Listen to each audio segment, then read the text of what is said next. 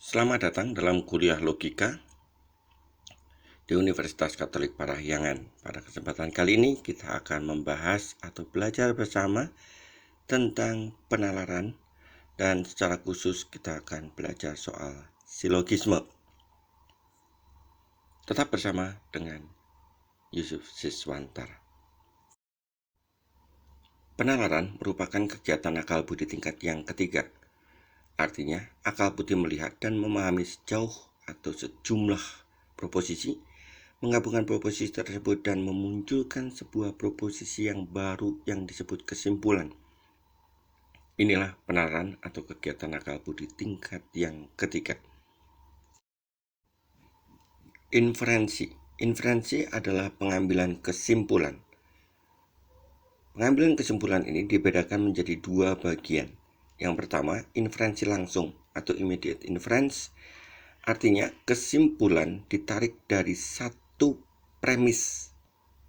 Artinya, satu premis langsung menghasilkan satu kesimpulan.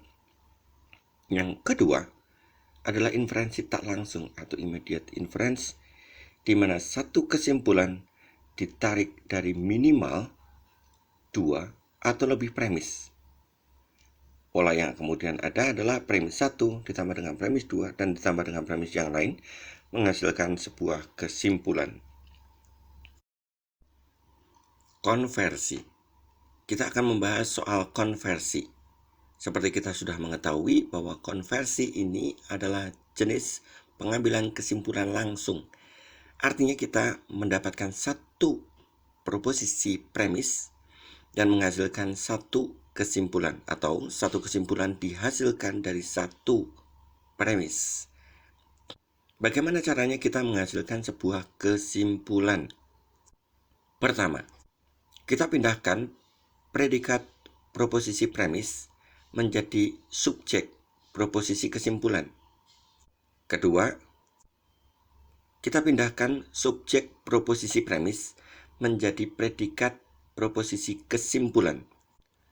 Secara sederhana, kita mengatakan bahwa kita akan bisa menarik sebuah bentuk konversi jika kita menukarkan antara subjek dan predikat. Dalam mekanisme pengambilan kesimpulan seperti ini, kita akan mendapatkan bahwa 1. Proposisi E dan proposisi I tidak berubah. Kedua, proposisi A berubah dari universal ke partikular, atau proposisi A nantinya akan berubah menjadi proposisi I. Sementara itu, proposisi O tidak bisa dikonversi. Anda bisa melihat pola dari pengambilan kesimpulan konversi seperti yang sudah tergambarkan. Bagian atas adalah sebuah convertence atau premis, dan yang kedua adalah converse atau kesimpulan. Konversi. Kita sekarang akan melihat bagan dan sekaligus contoh. Seperti Anda tahu, ada bagian convertence dan bagian converse. Kita lihat contoh yang pertama, yaitu proposisi A. Semua subjek adalah predikat. Contohnya adalah semua binaraga adalah laki. Converse-nya menjadi beberapa subjek adalah predikat atau beberapa lelaki adalah binaraga.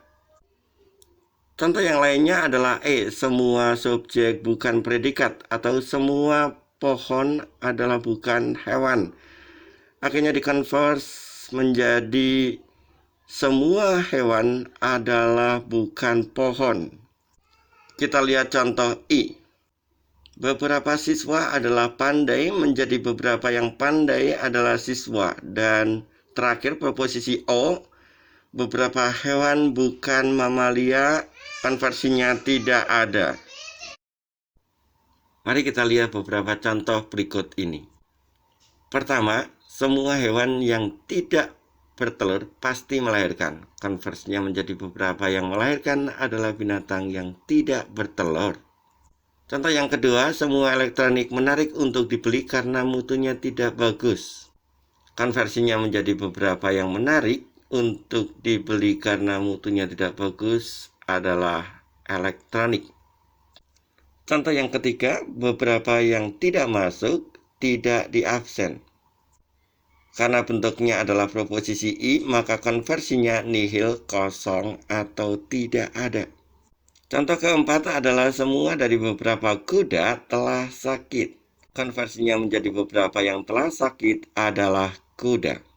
Dan terakhir, contoh mahasiswa Unpar kaya-kaya, konversinya menjadi beberapa yang kaya-kaya adalah mahasiswa Unpar.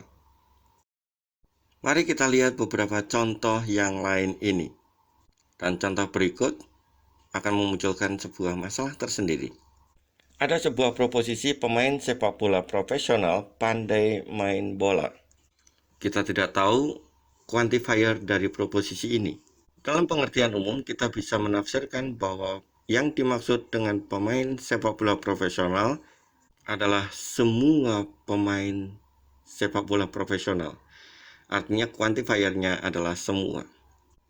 Jika demikian halnya, maka proposisi ini adalah proposisi A atau universal afirmatif.